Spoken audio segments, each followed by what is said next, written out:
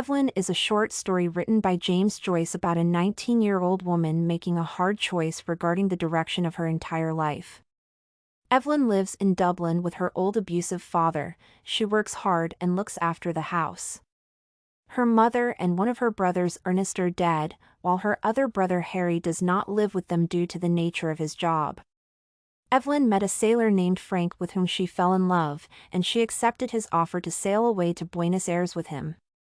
However, due to Eveline's promise made to her mother earlier and the young woman's overall indecisiveness and fear, she does not step on board the ship sailing to Argentina.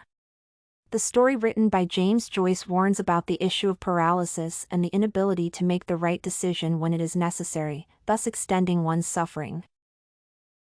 The picture that James Joyce draws seems to be clear. On the one hand, there is a status quo full of hardship on every front for Eveline.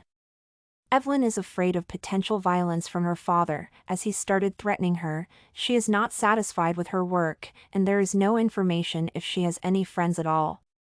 Furthermore, Eveline is terrified by the perspective that she might live her life in the same way her mother did, full of suffering and closing in insanity.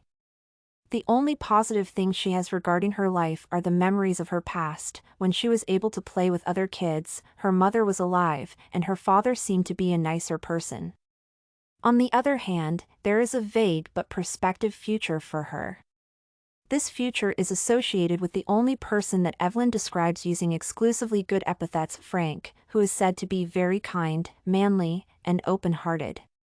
Moreover, Eveline believes that after marriage, she will be treated with respect. Overall, it can be observed that objectively there is a clear superiority of one option over another, and there is no reason for Eveline to choose her status quo rationally. However, Eveline chose to stay due to a combination of factors that affected her decision. Firstly, Eveline attached great importance to her duties and promises. This is observed in the scene where she recalls the promise to keep the home together as long as she could give in to her mother.